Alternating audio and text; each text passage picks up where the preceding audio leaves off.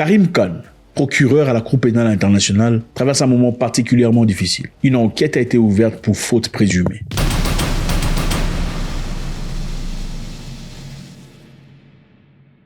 C'est toujours avec beaucoup de plaisir qu'on parle. Nous vivons dans un monde, dans cette ère très intéressante. Je pense qu'il est essentiel que l'on comprenne dans quel contexte on vit. Voilà le monsieur, Karim Khan, vous connaissez, procureur à la Cour pénale internationale. Il a fait de grandes lignes très récemment sur beaucoup d'histoires. Aujourd'hui, il y a une enquête ouverte à son égard. L'organe directeur de la Cour pénale internationale a annoncé lundi lancer une enquête à l'encontre du procureur d'institution Karim Khan.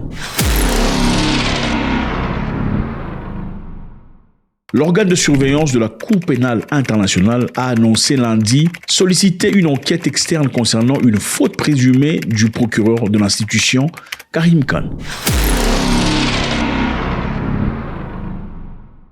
C'est une accusation de comportement sexuel inapproprié. C'est une première dans ce genre de situation, une personne représentative de la loi sur le plan global, d'être accusée de tels faits. On va comprendre très rapidement à quoi ça rime. Karim Khan a réagi en disant « Je fais acte de la déclaration faite aujourd'hui par la présidente de l'Assemblée des États partis. » Il nie ces accusations dans un communiqué. Alors, qui est Karim Khan? Karim Khan est procureur de la CPI. C'est le monsieur qui a fait de grandes lignes dans le passé. C'est le monsieur qui a demandé à la CPI de mettre des mandats d'arrêt en l'encontre de Benjamin Netanyahou et de l'ancien ministre de la Défense, Yoav Gallant. Je peux également confirmer aujourd'hui que j'ai des motifs raisonnables de croire, sur la base des preuves recueillies et examinées par mon bureau,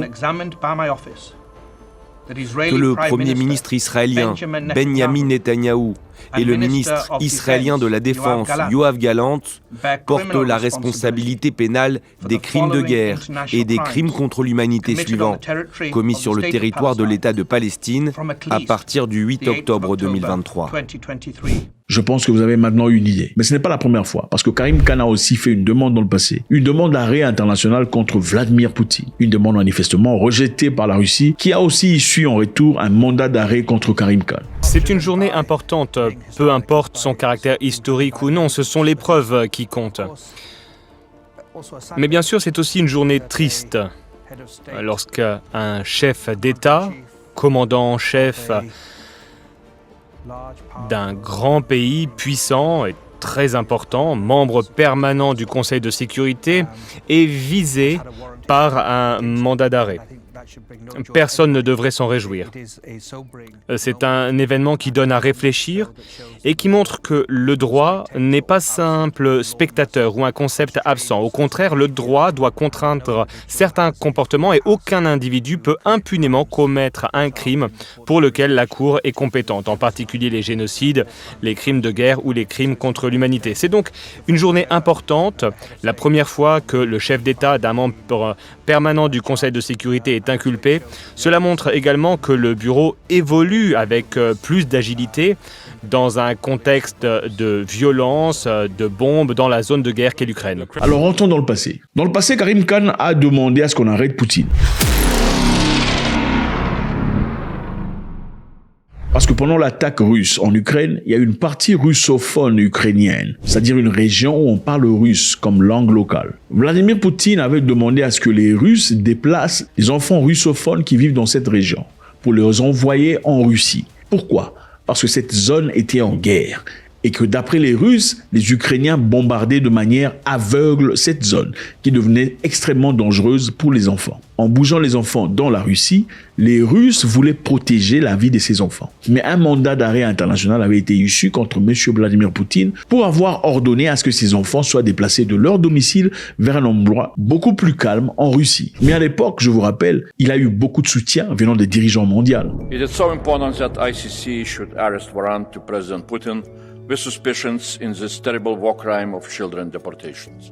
A special tribunal should be established without delay, and the EU needs to play the leading role in implementing what this parliament is demanding. Justice is coming, Mr. Putin. Le monsieur avait été acclamé par le monde. En ce moment-là, je vous rappelle, Vladimir Poutine avait restreint ses voyages étrangers. Il est resté en Russie. Pendant la réunion du BRICS en Afrique du Sud, Poutine était obligé d'envoyer son ministre d'Affaires étrangères Sergei Lavrov pour le représenter. Il avait certainement fait pour éviter de mettre l'Afrique du Sud dans des conditions difficiles, puisque l'Afrique du Sud est aussi signataire dans la CPI. C'est-à-dire, si un individu condamné par la CPI, dont un mandat d'arrêt international a été issu, se présentait dans votre pays, l'Afrique du Sud est sous obligation de transférer cette personne à la CPI pour condamnation ou pour exécution. Alors, pour éviter à ce que l'Afrique du Sud soit placée dans des conditions difficiles sur le plan international, M. Poutine avait choisi d'envoyer Sergei Lavrov. Ici, on parle de Karim Khan, qui a été applaudi, acclamé, célébré dans le monde pour avoir réussi un mandat d'arrêt international contre Poutine. Le même Karim Khan a osé dénoncer ce qui se passe à Gaza en demandant à la CPI d'émettre un mandat d'arrêt international à l'encontre du premier ministre israélien Benjamin Netanyahou et son ministre de Défense Yoav Gallant. Il avait été sujet à une pression générale. Les Américains ont clairement essayé d'intimider ce monsieur en lui disant que ni lui ni sa famille n'obtiendraient plus jamais de visa pour les États-Unis d'Amérique. America should punish the ICC and put Karim Khan back in his place. And if the ICC is allowed to threaten Israel's leaders, we know that America will be next. Ils ont aussi souligné qu'il rendrait sa vie complètement difficile. C'est-à-dire, nous avons une personne qui a été établie pour faire respecter la loi. Quand cette personne condamne Vladimir Poutine, tout le monde acclame. Le monde est gentil et en extase à son égard. Quand la même personne essaie d'appliquer les mêmes méthodes contre une personne qui est censée être vôtre, alors là, on le condamne. La demande de Karim Khan était manifestement prise en considération. Raison pour laquelle, aujourd'hui, les attaques sont en train de pleuvoir. Alors, quelle est cette accusation ? L'accusation du comportement sexuel inapproprié, le procureur général de la CPI aurait été accusé de comportement sexuel inapproprié à l'égard d'un membre de son personnel, des suggestions qu'il a déclarées infondées. Donc, il y a certainement eu une personne. On ne sait pas dire si monsieur a fait quoi que ce soit à la personne. Vous pensez que monsieur aurait fait quelque chose, faites-nous savoir. Vous pensez que ça a été manipulé de toutes pièces pour essayer de le carter carrément parce que monsieur ne fonctionne pas comme il se devait. Je vous rappelle qu'en Israël, il n'y a pas seulement Karim Khan, il y a aussi le secrétaire général des Nations Unies qui a été déclaré persona non grata en Israël. Parce que d'après eux, il n'a pas condamné ce qu'a fait Hezbollah. Le monsieur, quand il a accusé Poutine, il n'y avait pas d'accusation contre lui. Quand il accuse Netanyahou et Golan, soudainement, il y a une personne qui se présente disant qu'elle a été abusée ou il y a eu comportement sexuel inapproprié à l'égard d'un membre de son personnel. C'est avec profonde tristesse que j'ai compris que des rapports de mauvaise conduite allaient être diffusés publiquement à mon sujet, dit Karim Khan. La CPI n'a pas encore décidé d'accorder ou pas un mandat qu'il a demandé à l'encontre des personnalités politiques israéliennes. C'est-à-dire, la CPI a directement accordé le mandat quand il s'agissait de Poutine et il n'y a pas eu besoin d'investigation. Mais quand la même personne, la même force, le même pouvoir a demandé un mandat d'arrêt pour Netanyahou et Golan, la CPI a pris son temps.